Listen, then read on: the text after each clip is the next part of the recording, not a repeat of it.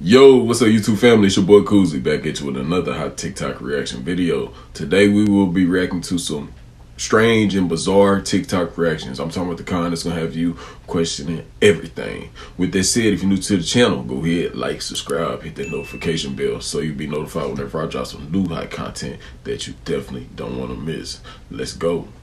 Alchemy is really cool. This is how they used to take materials and they used to turn things into gold. You know, they take lead, turn it into gold. You can take copper, turn it into gold. You can do all these different things. And then people would ingest these things and those things would make the body regenerate. Because we are made up of gold, silver, platinum, iridium, rhodium, all these different materials. So a person would consume that and it would supercharge their body. And you see this a lot in like Egypt and all these different places. They're holding like a little, it looks like a little triangle. That little triangle is mana or ormus, and they would consume this. They would eat light, which is interesting when you start to think about it. We eat all these foods, but we don't eat enough light.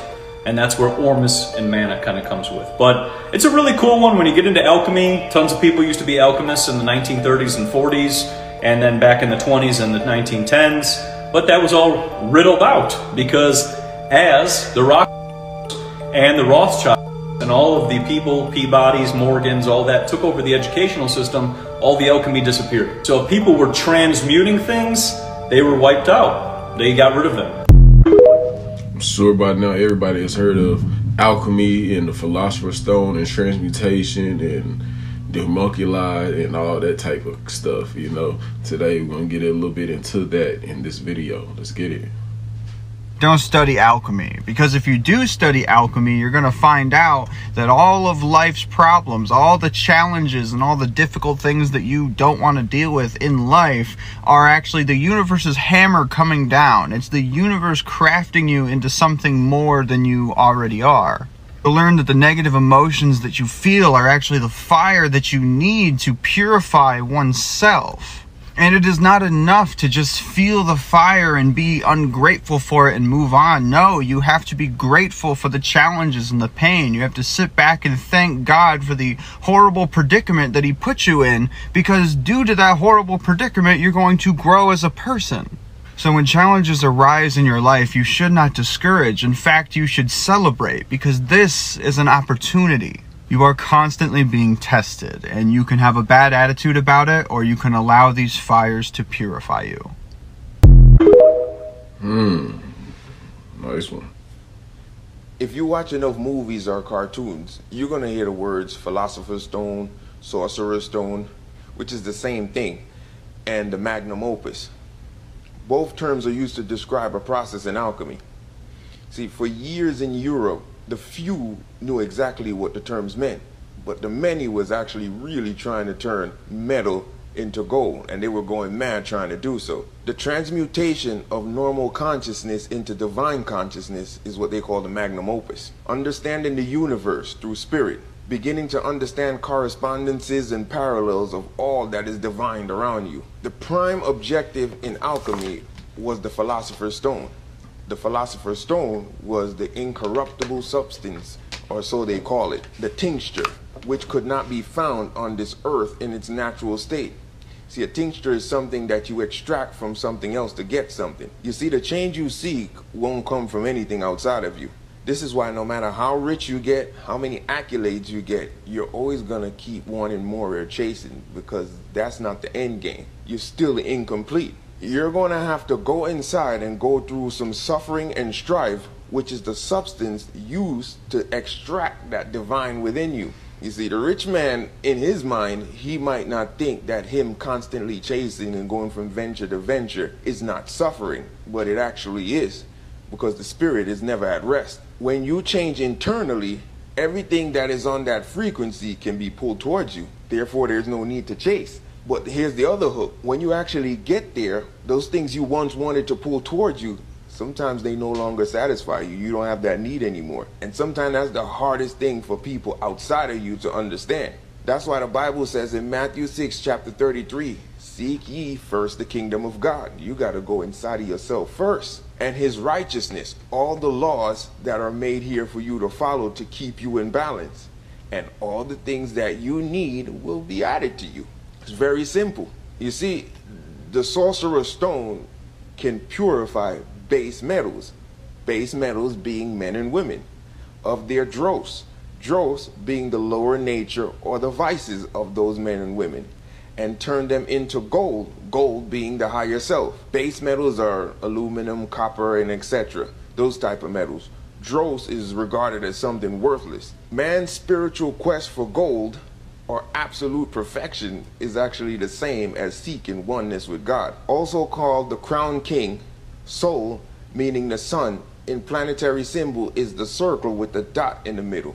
The natural man is the lower metal. He is looked at as the deviation from God's plan. But inside, this man still has the seed of perfection. This is why they call the tincture.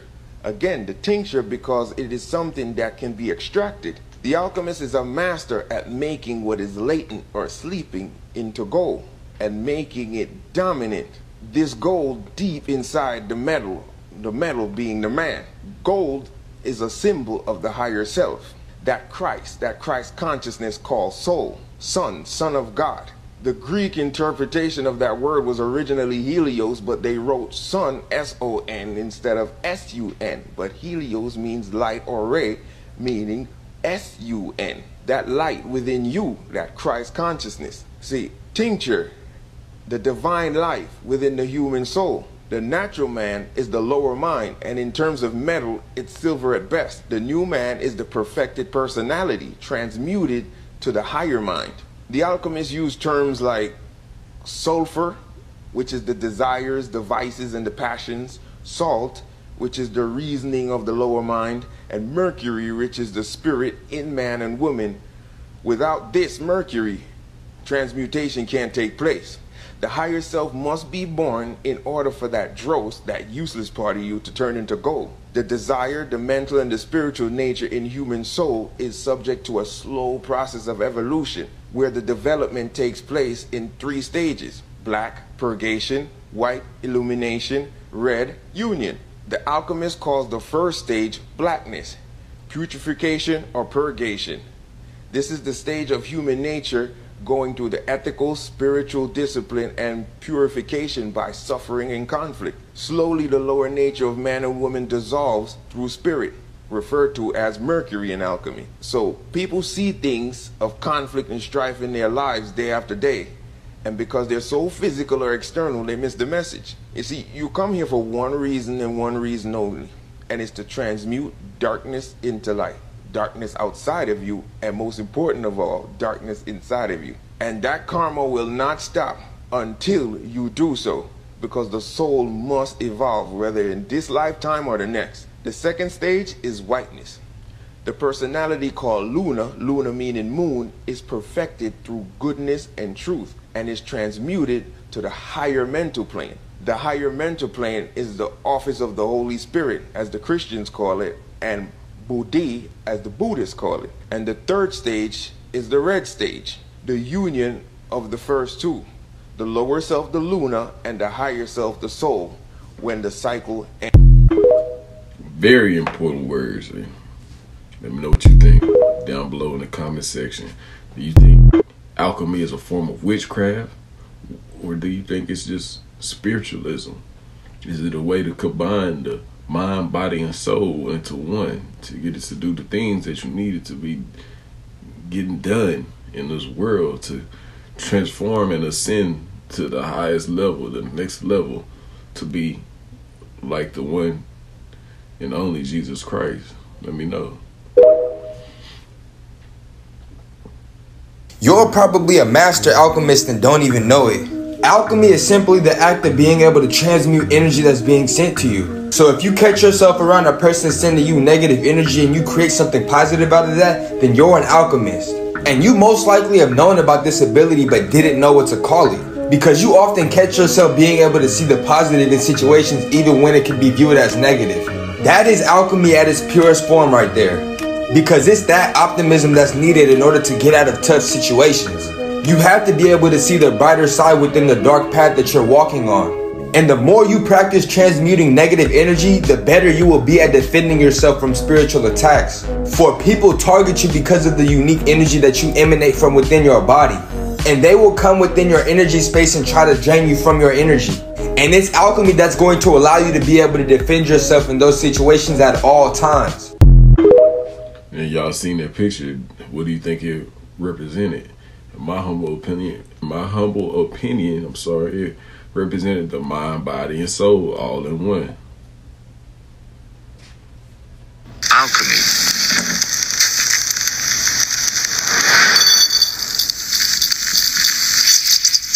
So if you didn't know, this is alchemy. This is using nature, using minerals, using different forms of matter to create different forms of matter.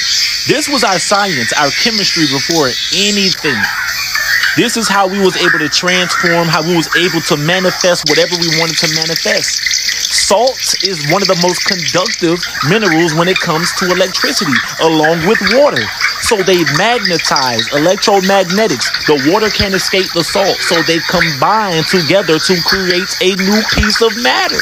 They creating a crystal, creating a new crystal with salt and water using alchemy. Using alchemy. That's alchemy. Alchemy, the medieval forerunner of chemistry, based on the supposed transformation of matter. It was concerned particularly with the attempts to convert base metals into gold, or to find a universal elixir. So they were turning any base metals into gold and finding a cure for anything. Alchemy is the practice of using spirituality or science to transform one type of matter into another. Alchemy is the historical precursor of chemistry. The most famous example of this is the quest to turn lead into gold. To turn lead into gold. So they was undermining the gold companies because they can turn lead into gold. They could turn any base metal into gold. Alchemy.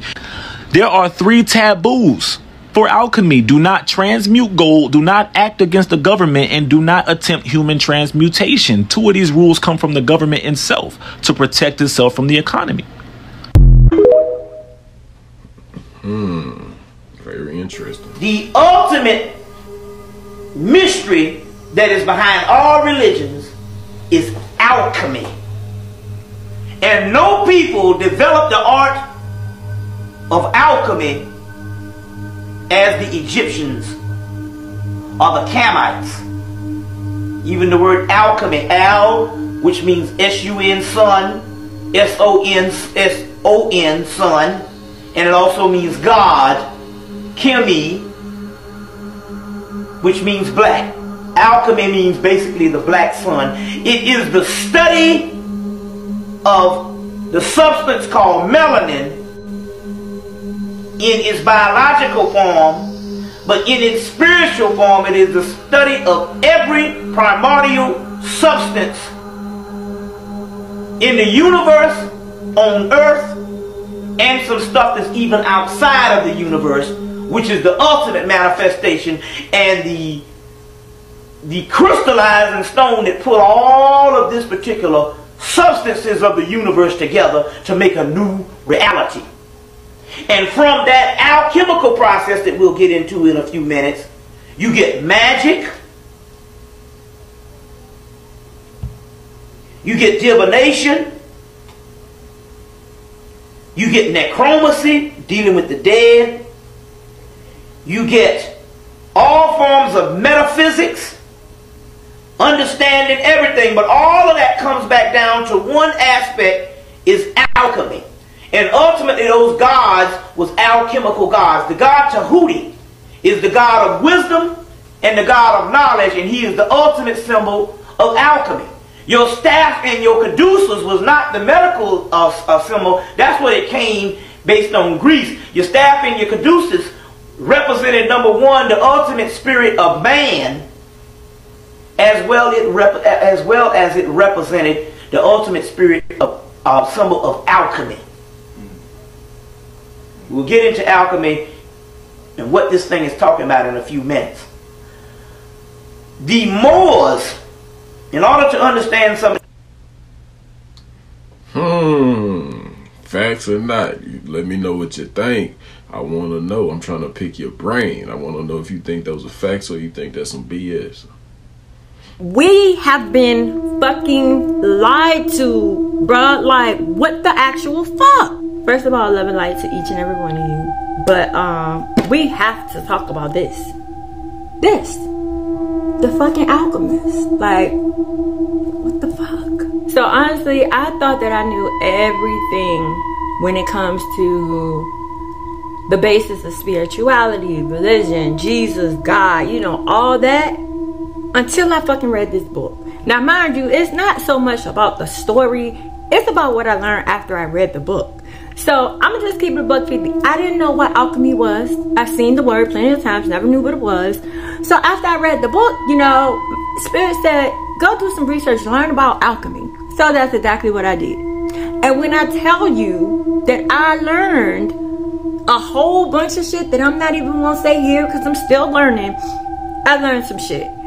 Let me just say, if you are trying to really dig deep into spirituality, religion, like God, Jesus, all that, go read The Alchemist first. And after you read The Alchemist, go discover some shit. Go read some shit. And then come back and comment and let me know what you think. Because when I say, like, I don't even know what else to say in this video. Love and light, y'all. Excuse her French, I think she was just really excited and passionate about what she had just figured out. But let me know what you think about that. You think it's true? Some truth to it? In the mysteries, they believe that the story of Adam and Eve in the Garden of Eden is a metaphor for the evolution of mankind. Now remember, this is what they believe. That man was being held prisoner in the bonds, the chains of ignorance in the Garden of Eden by an unjust and vindictive and terrible God. He was set free by Lucifer through his agent Satan with the gift of intellect, which was brought to man with fire. The story of Prometheus bringing the gift of fire from heaven to mankind is a story of Satan enticing Eve and then Adam through Eve to eat of the fruit of the tree of knowledge of good and evil. In other words, they believe that the great fall of man was not a fall at all, but was a tremendous gift from Lucifer, who is their God. What does Lucifer represent? The intellect, knowledge. Some man went to that tree when it was burning after it was struck by that lightning, after Lucifer was flung out of heaven by God. In Greek, he was called Prometheus, gave the gift of fire to man. Fire has ever since been the symbol of learning, knowledge, intellect. Why do you think every great book of learning has inside the front cover a lamp with a flame or a torch? Why do you think after they killed him they put an eternal flame on the grave of John F. Kennedy? It represents the conquering of nature and the universe by the mind, the intellect of man.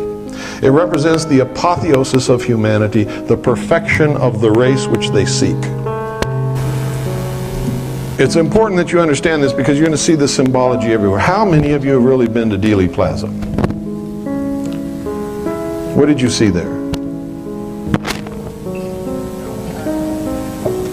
At the time we were there, we didn't know the look of the things that we do now. You didn't see anything, did you?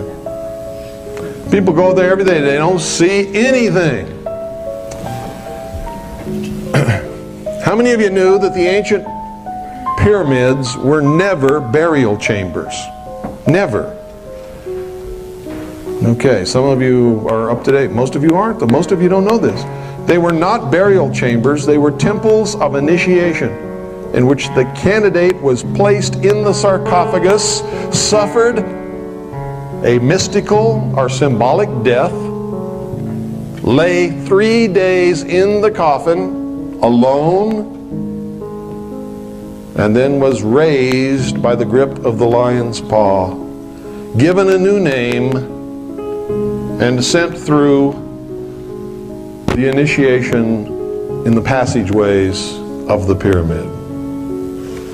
How many of you knew that the sum total of all of the knowledge of the primitive peoples was built into the pyramids to be passed on to the initiates? The mysteries are old. Freemasonry is old. Rosicrucianism is old. Ooh-wee.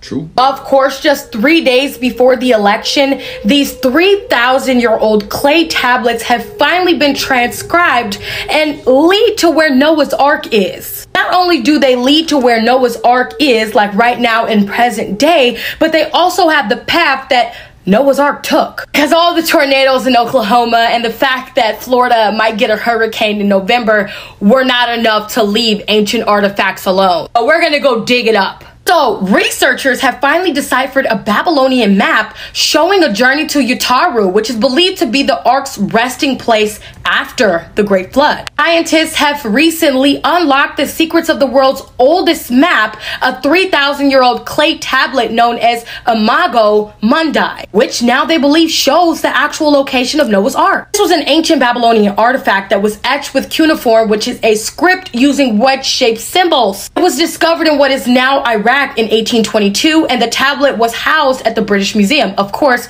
because that's what Britain does. They steal shit. Now, this specific 3,000-year-old map is a circular world map that illustrates earlier Babylonian ideas about the world's creation. This map is thought to show the entire world at that time, with, of course, ancient Mesopotamia at the bottom center. Mesopotamia is enclosed by a circle representing a bitter river that is believed to surround the entire world. The firmament? It goes on to be a type of guide that describes what a traveler would encounter on this journey, including a path to Utaru and specific instructions on how to get there. It says things like to the fourth, to which one must travel 7 leagues. It says that 7 leagues to see something that is thick as a paratsu vessel. And they said that the term parazatu appears on other Babylonian texts that reference the scale of a vessel that they believe could withstand the legendary Great Flood. I don't know if they know this, but they need to leave it alone.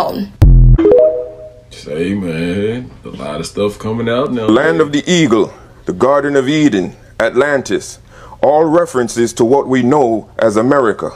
America, the Egypt before Egypt of Kemet or Mizraim. We're in the 7th cycle. Egypt of Kemet was of the 6th cycle. Atlantis and its 10 islands with North America and South America is from the 5th cycle. When it sank, Africa was but an infant getting ready to come into the forefront of history. Emerald Tablets, Tablet 1. The land of the hairy barbarians is the land now known as Egypt. Kem was the first seat of learning established by the Atlanteans. From there, later they sent emissaries to other barbarous tribes in different parts of the earth's surface. This was the plan mentioned to use Kem as the central home of the new race wisdom. Oriental Masonry. Prehistoric America was the original Egypt, or the Eagle Land. America, Atlantis, already stretched in the unbroken line of the land from Nova Scotia to the far west. This was once a holy land, and it has been defiled. Even Ponce de Leon came looking for the so-called Fountain of Youth. The cleansing of the Lord's land, Thothland, has already been ordained and written to be purified of all those who were allotted specific pieces of land for their people and have taken land by force or trickery which is not theirs. They will be removed. Only those who cleave to the chosen will remain. Revelation 18:9. And the kings of the earth who have committed fornication and have lived deliciously with her shall bewail her and lament for her, when they shall see the smoke of her burning. The leaders of America have committed fornication and have used her, America, to accomplish this lewdness physically and spiritually on the people here and in the world, and in doing so, they have profited immensely and lived deliciously. What is fornication? It is whoredom. They are one and the same. Webster 18:20. Whoredom, lewdness, fornication, practice of unlawful commerce with the other sex. It is applied to either sex and to any kind of illicit commerce. Spiritually, idolatry, the desertion of worship of the true God for the worship of idols. You see, they promote lewd, promiscuous, gay sexual acts into the minds of the people. They use the media machine in Hollywood to cast spells on those unaware, leading them like sheep into this lifestyle. And to further defy the whole world, they sell this lifestyle to countries whose customs are not this, but they are economically in need. When they refuse, commerce is cut off from them by unlawful means. They force countries to only use the US dollar as a means of commerce or trade. And when they try to pull away, death comes to the leader. Spiritually, they are like snakes with a forked tongue. They preach no idol worshiping while they give you the Constantine white Jesus.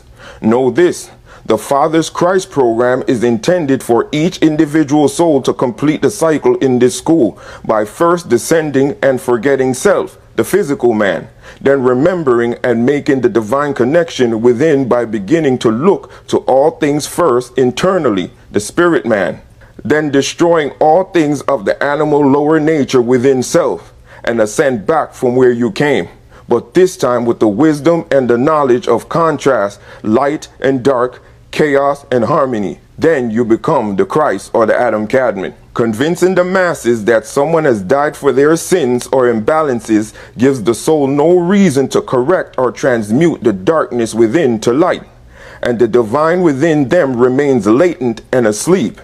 Any idol, Jesus, or any other wicked ideas that leads men and women outside of themselves is in direct opposition to the Father. Now that's definitely something to make you go, I wonder, could it be? Yeah, that's some interesting information right there. And it doesn't sound too far-fetched either. Y'all wonder what's that noise? Y'all was eating some of my kids' candy. Don't tell nobody. Shh. Now the solar eclipse of 2024 this year is coupled with the passing of a comet. They both pass on the Hebrew New Year, April 8th, which is unheard of at our time. 3 heavenly signs in one day. Luke 21:25. And there shall be signs in the sun, and in the moon, and in the stars, and upon the earth distress of all nations, with perplexity, the sea and the waves roaring. Luke 21:28. And when these things begin to come to pass, then look up and lift up your heads, for redemption is near. Something to think about. It's like you don't believe in coincidences. There's no such thing. The word is tricking you to believe that things just happen for no reason. Exactly. When it's actually, the root word means that things come together with purpose. Coincide. To coincide means to come together with purpose. Coincidence means to come together without purpose. Yeah. Ignorant is one of those words too, because the root word of the word ignorant is to ignore, and ignore is to willingly. You know what I'm saying? So to be ignorant is to be unknowing that you're unknowing, to be within the unknowing. To ignore is to knowingly disregard. Yeah. So that's both trick words. Those things don't exist. And to not expand yourself past what you already know that you already know is a sin against yourself. Yeah, absolutely. Oh my God, like, ignorance. You know what I mean? Like, learning anything is ultimately learning yourself. That's why. Can I be your best friend? Yeah, yeah. Mic drop. Pay attention. What are we doing? We got entrances and exits through the ocean and through all of the water. You think they're not messing with the water? I'm talking about there is entrances, and I swear we're going to go over this a lot of times, because when we finally get to the topic of the islands, I've been there, I've done that. So I'm telling you right now, there are entrances and exits and manholes in the ocean. Why do you think certain people have private submarines? Why do you think they need a submarine? Why do you think I say there's every source of transportation under the ground?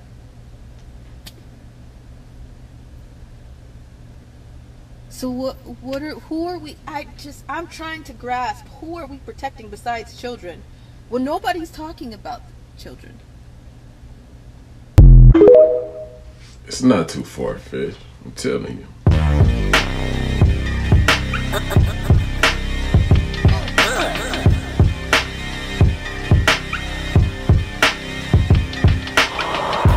Make sure you read the captions.